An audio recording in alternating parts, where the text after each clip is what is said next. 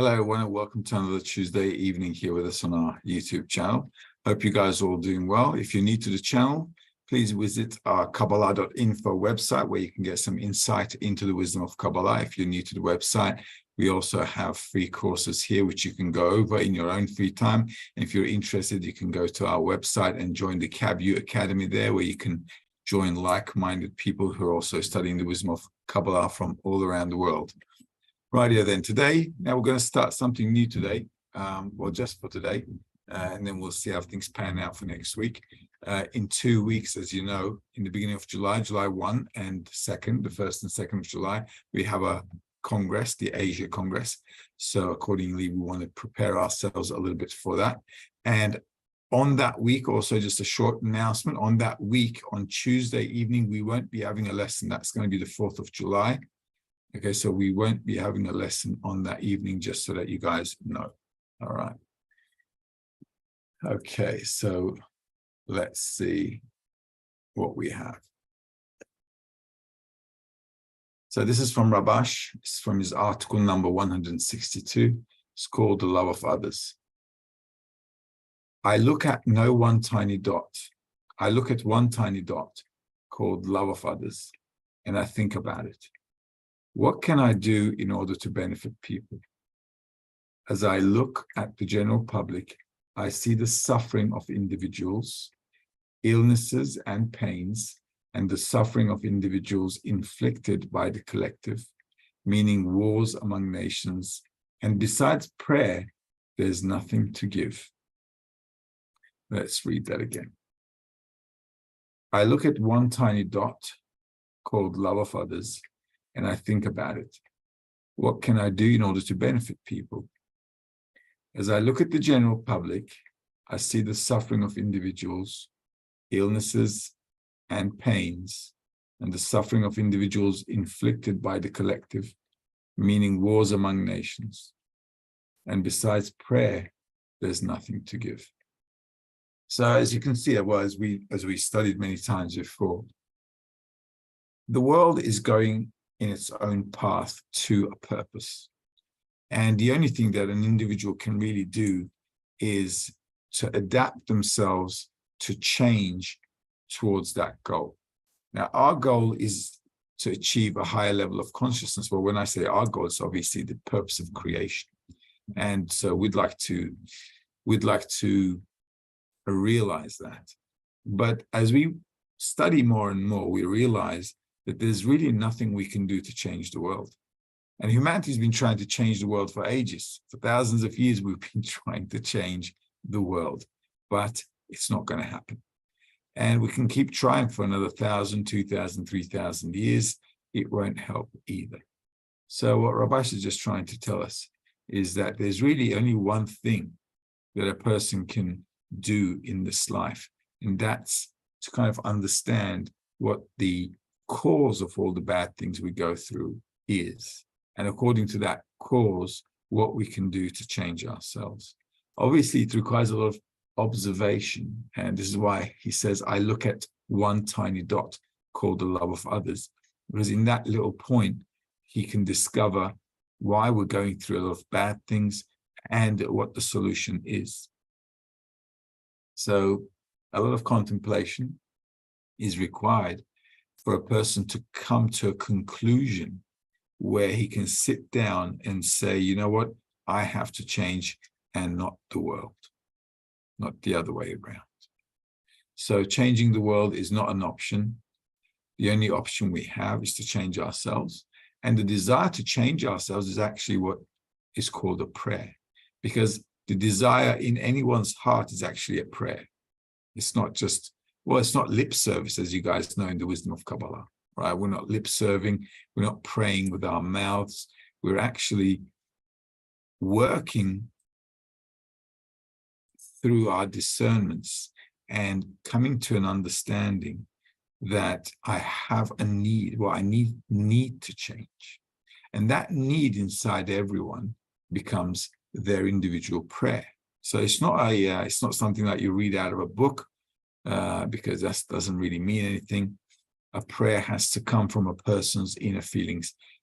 There is a huge huge storm out here, okay? So if I get a power cut, internet cut, whatever cut, okay, it's not my fault. Right? It's never my fault, all right? So, but it's like really huge. So we'll see how that goes, okay? So that's what we need to basically do. A person can only give his prayer, which is his desire for this change to happen. And everybody's individual desire for a change to happen actually accumulates and accumulates. So it's like we keep adding one more drop, or like the Kabbalah say, another penny, and it kind of accumulates, and then it fills our vessel.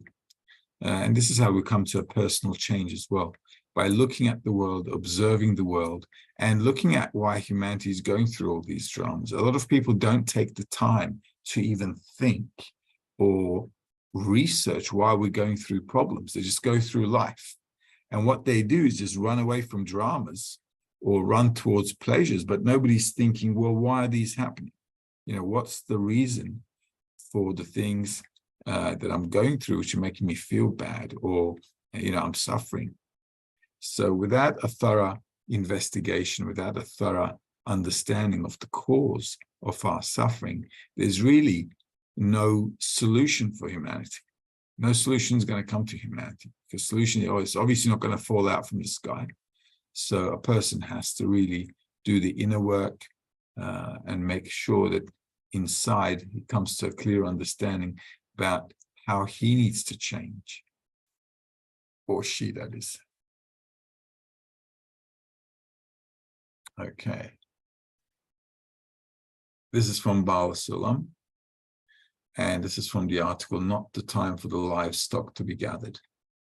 This is the meaning of a prayer in public, that one must not exclude oneself from the public and ask for oneself, not even to bring contentment to one's maker, but only to the entire public. One who departs from the public to ask specifically for one's own soul does not build. On the contrary, he inflicts ruin upon his soul. All who is proud, for there cannot be one who retires from the public unless with an attire of pride. Woe unto him, for he inflicts ruin on his soul. All right, let's read it a second time. This is short and sweet. This is the meaning of a prayer in public, that one must not exclude oneself from the public and ask for oneself, not even to bring contentment to one's maker, but only for the entire public. All right, so this is why we were always working in a group. The only way I can get out of my egoistic senses or perception is to have others which are more important than myself, seemingly at least. Okay, so if I feel, or if I want to make others more important than me, and if I'm working towards that, then obviously I've got some chance of coming to a discernment between self-love and the love of others. So Baal Sulam is saying, listen, we're all in an egoistic nature. So if you pray for yourself, you're not really making an attempt to change yourself. So the whole idea for spiritual work is to attempt and try to make some minimum change within myself. And that's only going to happen if I stop thinking about myself and start thinking about others. Now, others being obviously not the general public out there on the street, we're talking about the group of people we're studying with. All right? This is important to understand. You cannot do this practice of spirituality according to the wisdom of Kabbalah anyway, with the public outside. This is like amongst the friends who have a common understanding and a mutual understanding and a mutual agreement of how they will interact, how they need to interact with themselves in order to get out of their ego. Okay. One who departs from the public to ask specifically for one's own soul does not build. On the contrary, he inflicts ruin upon his soul, as it's written in the Midrash, all who is proud, etc. For there cannot be one who retires from the public unless with an attire of pride. Woe unto him, for he inflicts ruin on his soul. So anybody who kind of takes oneself out of the group, it's called pride. And if you break yourself away from your tent, away from your group, the pride obviously is going to be, is the main factor which you have to overcome, and you're not overcoming it. So this pride matter is quite important, because one who has pride is still in self-love and therefore cannot go forward in the love of others. Okay, and here's the third one in this passage here. Are there any questions, by the way? You stop me if there's anything. All right. And this is from Rabash, article number 5. What is the good deeds of the righteous are the generations in the work. We ask the Creator to give us the strength so we can perform all our actions for you, meaning for the sake of the Creator. Otherwise, meaning if you do not help us, all our actions will be only for our own benefit. That is, if not, meaning if you do not help us, all our actions will be only for ourselves, for our own benefit, for we are powerless to overcome our will to receive. Therefore, help us be able to work for you. Hence, you must help us. This is called do for your sake, meaning to this, give us the power of the desire to bestow. Otherwise, we are doomed. We will remain in the will to receive for our own sake. Okay, it's like Rabash talking to us face to face. Let's read it again. We ask the Creator to give us the strength so we can perform all our actions for you, meaning for the sake of the Creator. So this is the kind of direction we need to take. For a person to obviously come to such a state is along the path, and he needs to put some effort into it and move forward. So it's going to take a bit of time for a person to kind of come to terms with wanting such a thing from the Creator. Otherwise, meaning if you do not help us, all our actions will be only for our own benefit. Okay, so without the Creator's help, we're not really going to go much forward. Why? Because we didn't create ourselves, as you guys know, and a change inside of us can only happen by the will of the Creator if there's a prayer for it. If we don't have a prayer to change, why should the Creator react? Right? If you don't want something, why should anybody give it to you? Because nobody knows what you want, and so on. So same here, a person has to, through the work, come to an understanding that they need this power of bestowal. If you do not help us, all our actions will be only for ourselves, for our own benefit, for we are powerless to overcome our will to receive. So everybody needs to come to a state where they understand in the work that I do not have any strength. I don't have any strength to move against my desire to receive. It's not going to happen. It cannot happen. All right? Because we are a will to receive, we cannot go against it. But the study should bring us to that understanding that we cannot go against it. Therefore, help us to be able to work for you. Hence, you must help us. Therefore, this is how a person should come to the Creator. You can only come to the Creator and ask for something when you understand there's nothing else you can do. You understand that there's nothing left for you to do. This is why a person really needs to drain themselves out. Like everything. It's like whatever, you name it, I've done it. All right. And hasn't worked. So all those things add up. So behind every action we do, it's very important to put the intention as well, right? So you put an intention behind the action. So that way you're clarifying every time for yourself why you do something. And every time you're asking yourself why you're doing it, what you want to get from this action, why are you making so much effort, all that is going to accumulate, okay, over time. So you're going to have a big, long, fat list of things you've done and nothing's worked out. Great. Now we can turn to the Creator. And that's exactly how it works here, okay? Because you just come to a point where you understand that only the Creator can help, and that is the time of the prayer.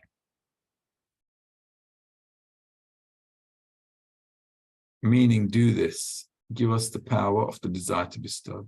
Otherwise, we are doomed. We will remain in the will to receive for our own sake. All right, so that's basically it.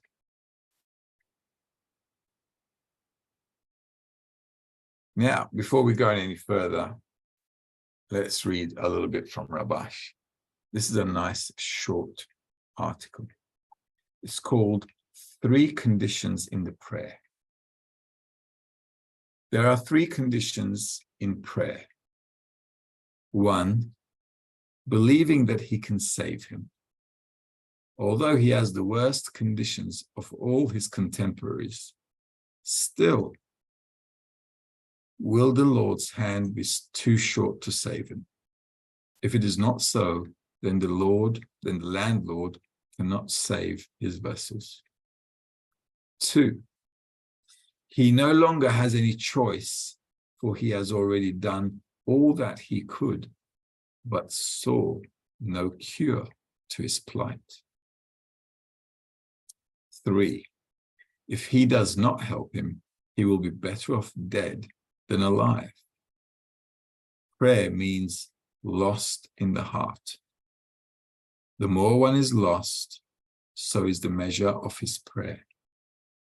Clearly, one who lacks luxuries is not like one who has been sentenced to death, and only the execution is missing, and he's already tied with iron chains, and he's standing and pleading for his life.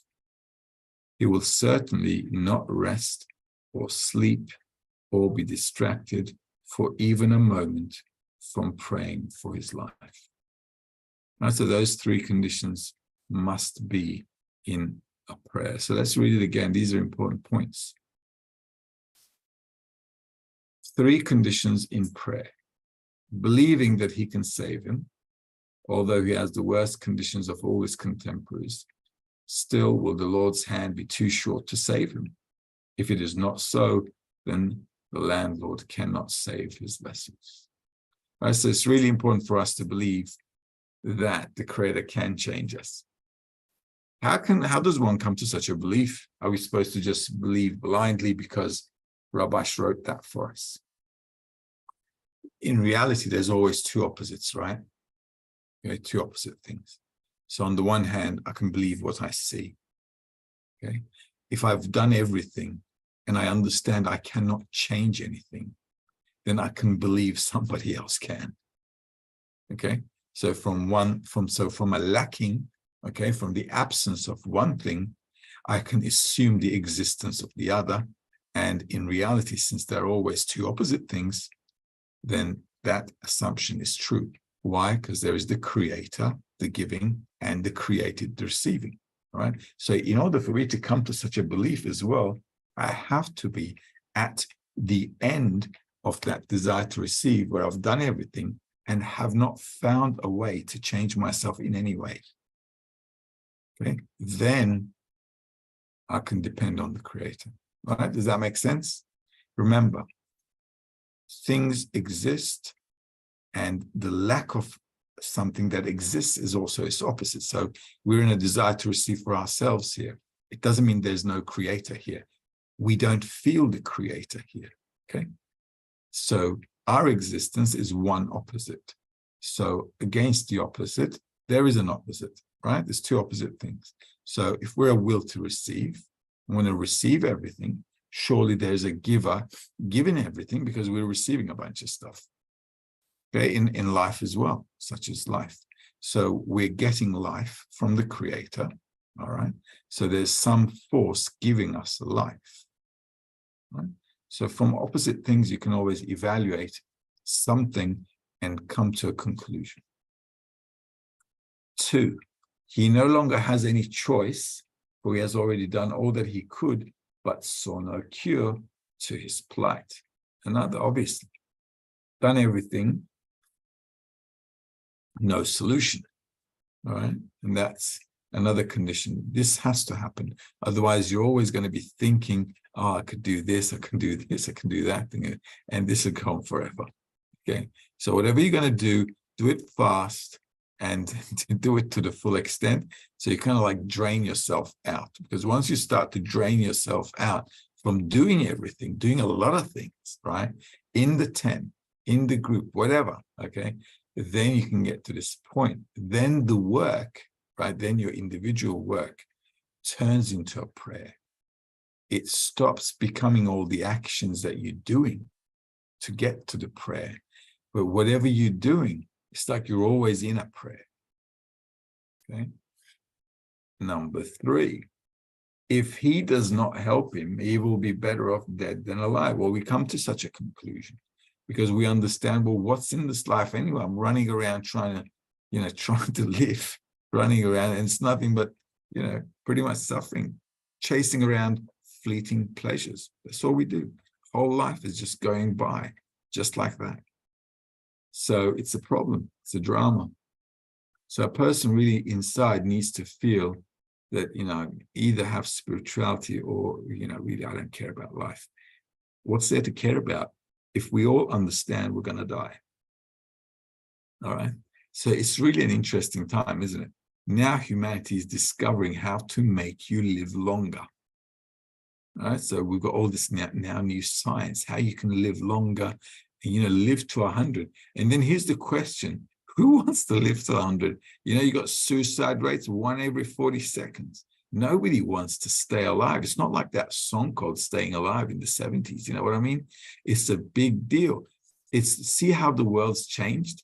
All of a sudden, people want to live long, right? In the old days, they want to live long and be happy and all that. Great. We come to a state where technologically they can make you live longer, but nobody really wants to take the deal. Okay, it's crazy. It really is. Any questions? We got anything? We got questions. All right, so let's take a look. It's okay is asking, if a friend has been disconnected from the 10 with no contact for over a month due to corporeal situations, what's the best way to help them get reincorporated when they return? Well, look, it's good to give them a call, say, how you doing? Even if somebody is really inundated with corporeal stuff, right? There's nothing really better for a person to hear the sound of their friend. Someone who's worried about them saying, hey, how you doing? What's going on? Is everything okay? Right?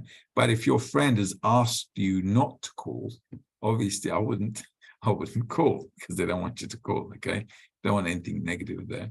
But it's good to call, at least twice, well, at most twice. Okay, let's say at most twice, and check them out, see how they're going. Maybe they need something, and so on.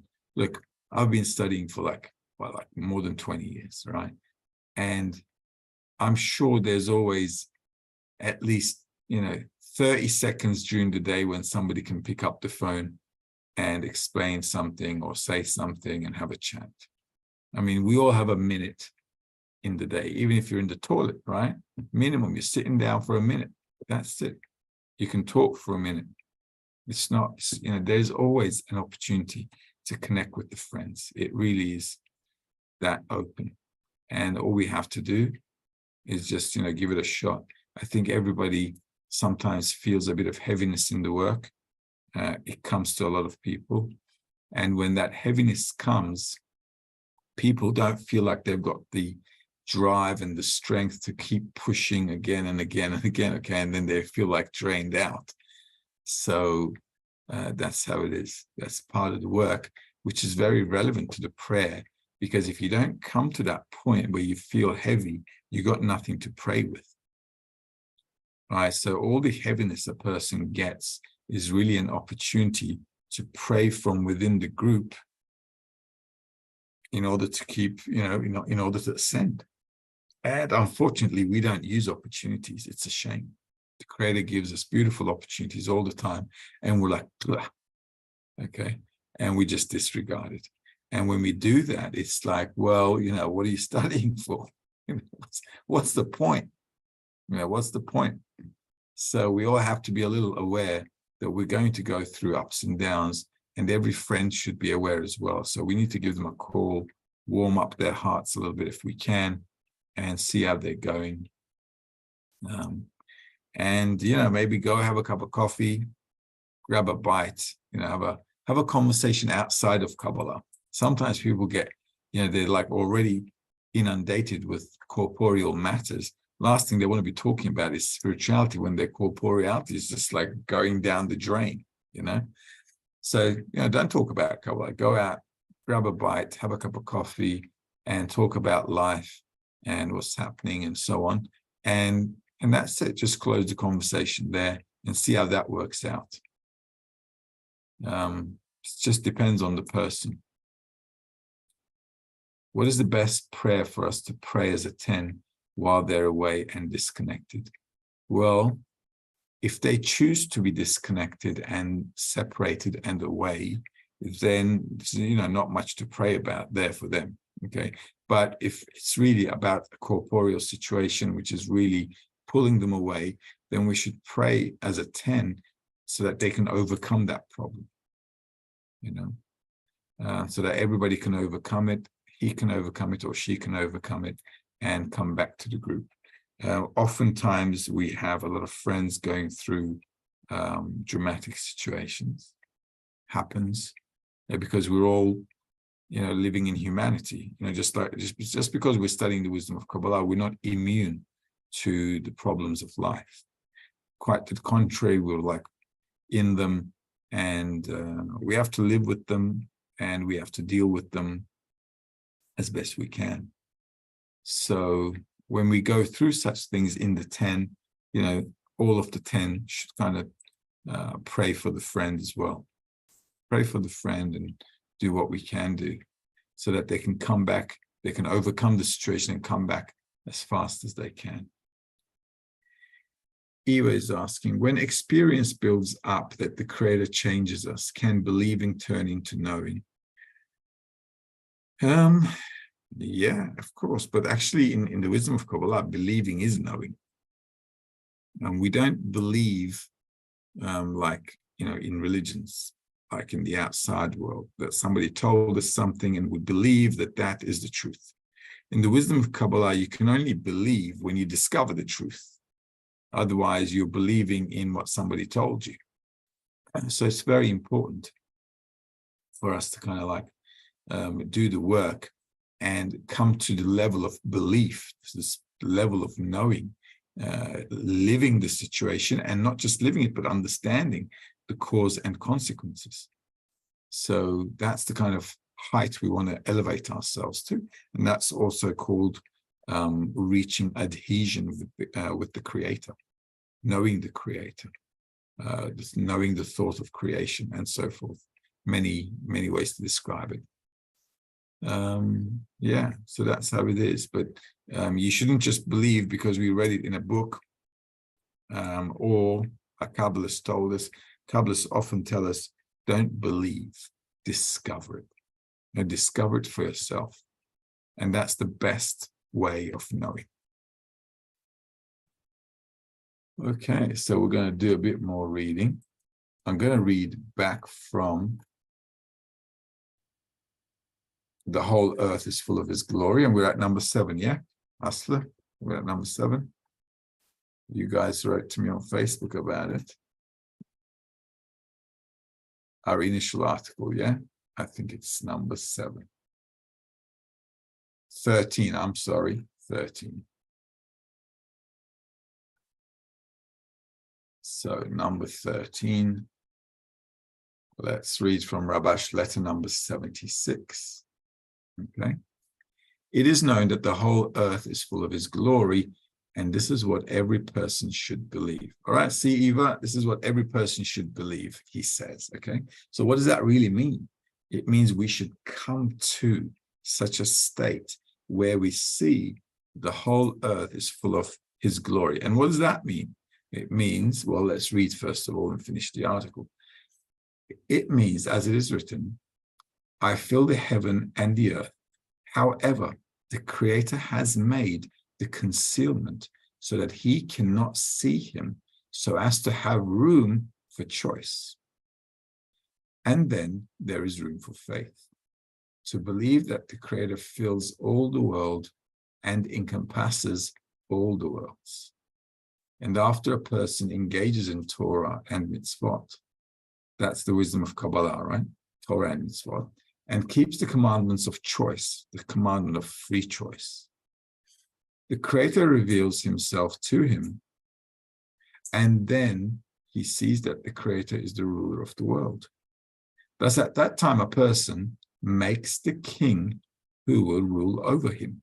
That is, a person feels that the Creator is the ruler of the world, and this is regarded as a person making the Creator king over him.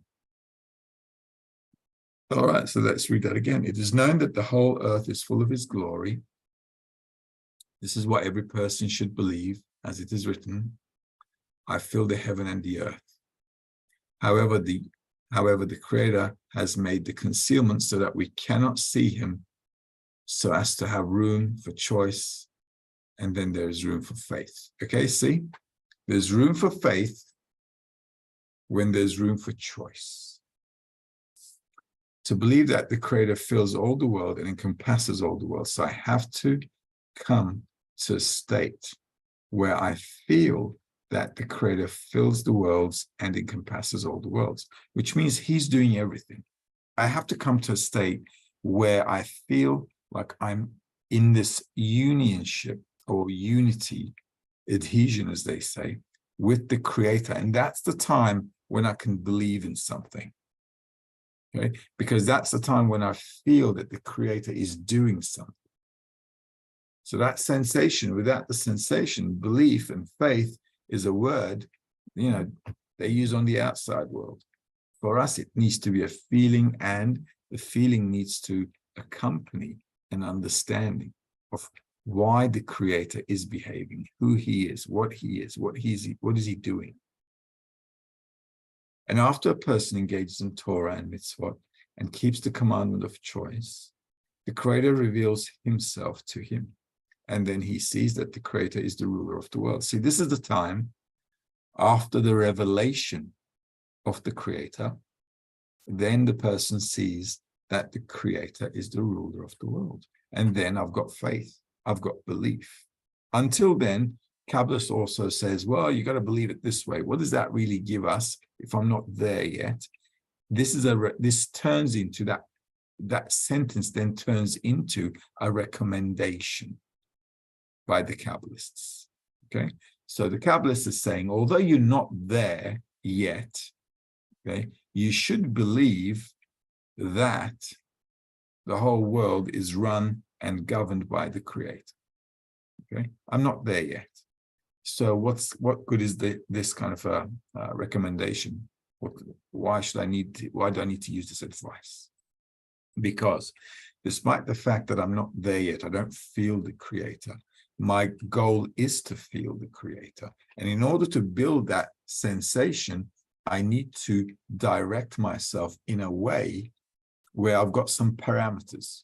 Okay, it's like building a relationship with someone. They've got their parameters. Okay, you need to evaluate the person, you got to understand the person, and kind of like feel your way through and how you're going to relate to this person and so on. Why? Because everybody's got their parameters. So same here.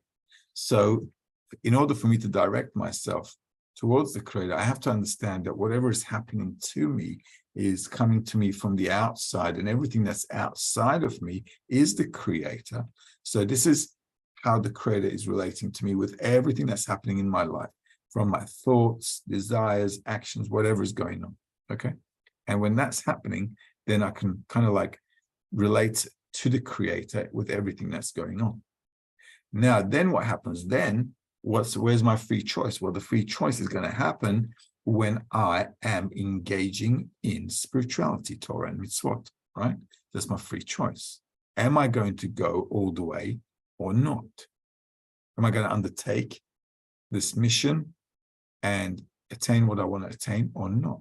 So if I keep carrying on this free choice where there is no Creator in my sensation, because if there was Creator, we wouldn't have a free choice. Okay, we'd be like beasts and animals.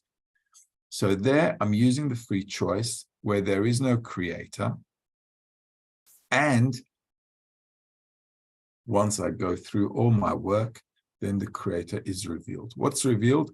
That there's none else besides him. He's good that does good, as it is written in a few places. What does that really mean for us? It means a person can now begin to feel all the actions of the creator, what the actions are directed towards, and how a person can then, from the acts of the creator, learn how to reciprocate those actions back towards the creator.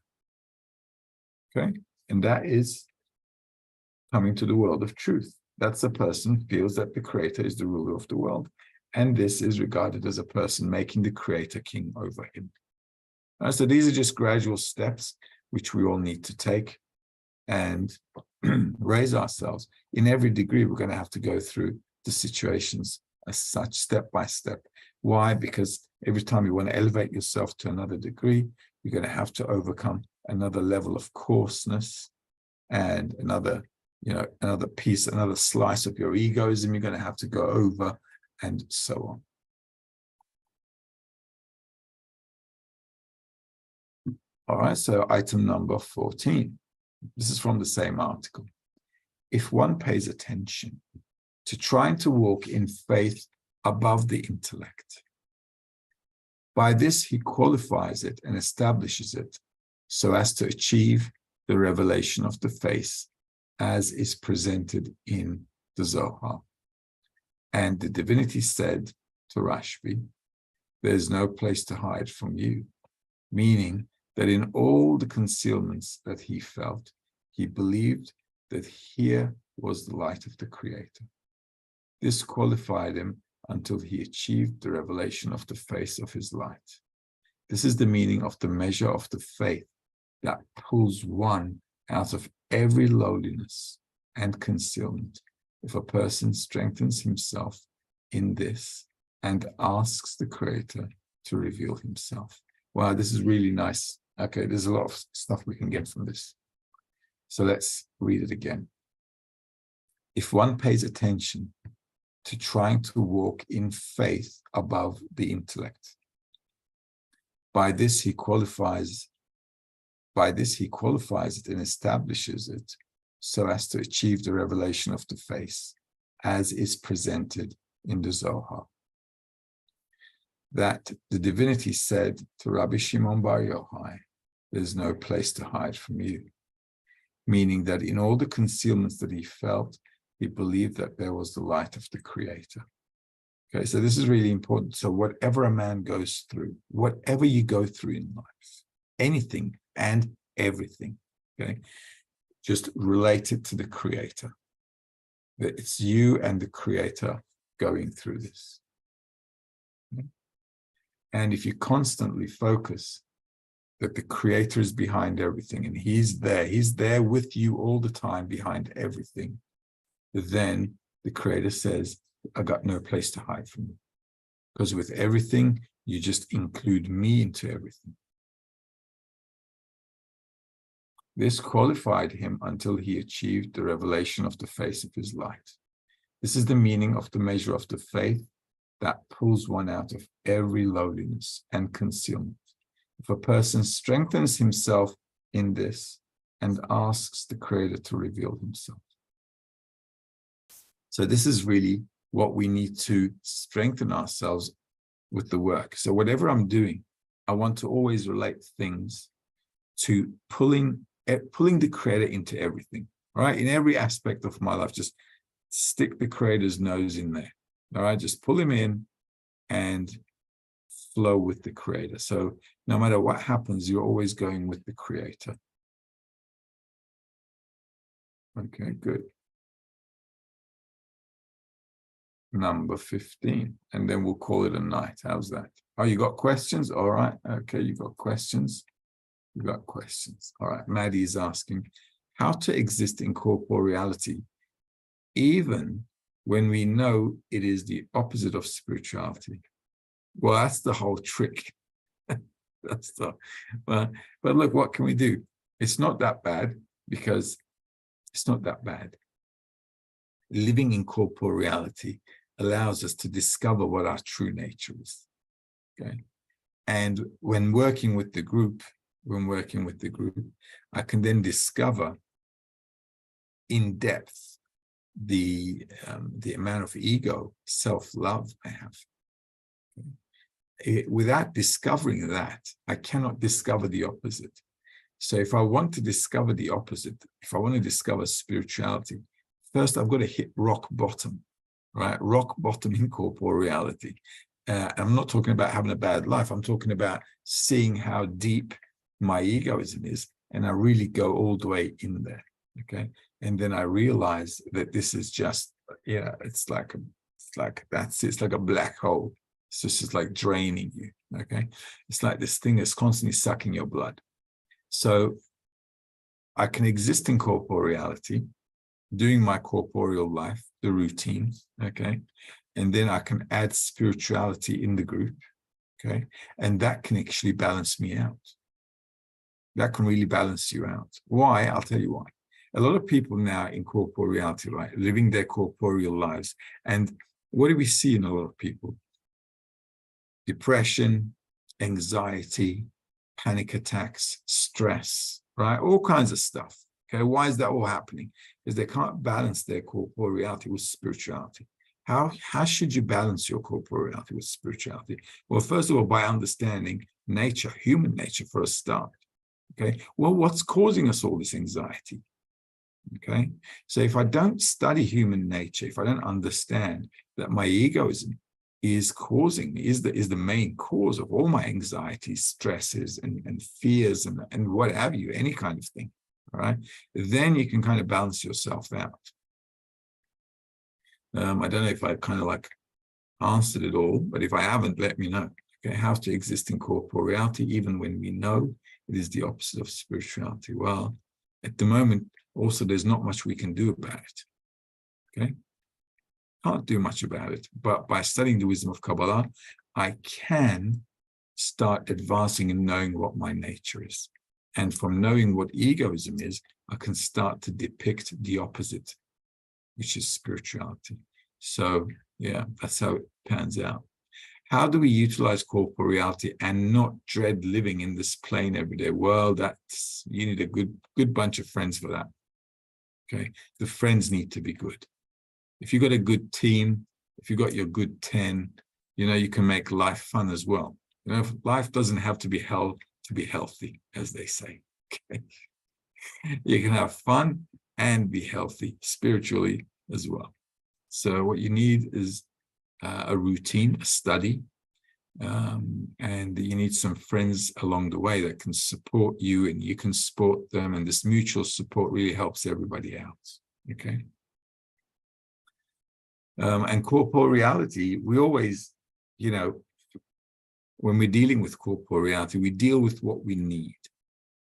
Okay, if I start to go over what I need, then corporeality starts to squeeze a little bit more. Okay, so here what you need to understand also as you study the wisdom of Kabbalah is, well, what is necessary for me and what isn't? Okay, I have to make some calculation.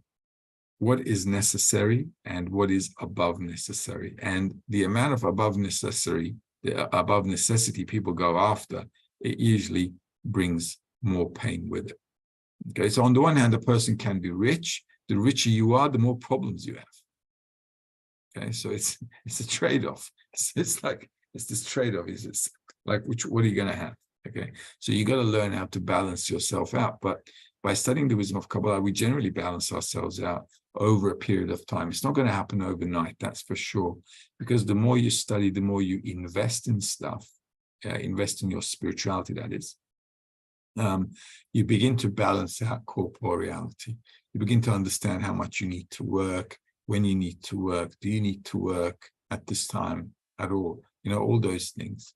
And, you can then fit yourself nicely into whatever you're doing in life. Obviously, we all need to have a job and work and so forth, okay?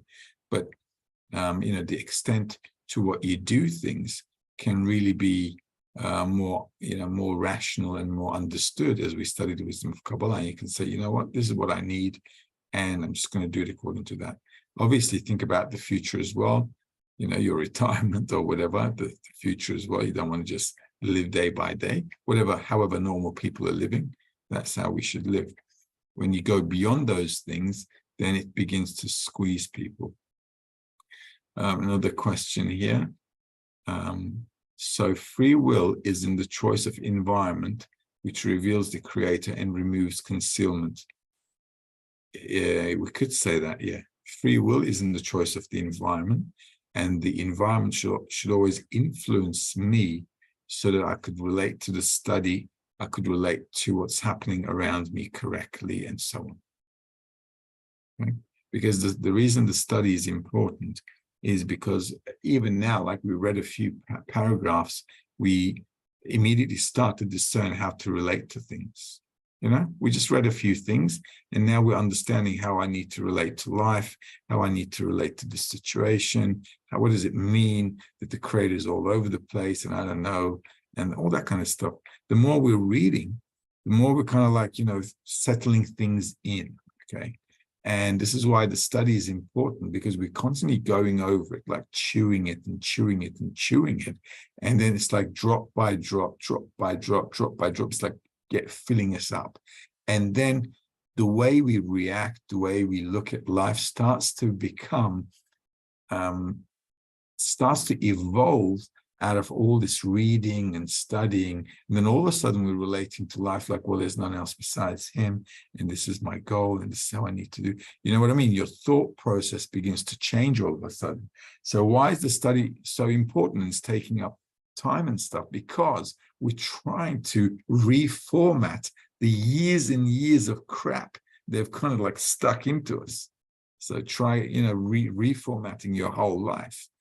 So we have to like get a completely different perspective on life. So this is why a lot of chewing is necessary on the material.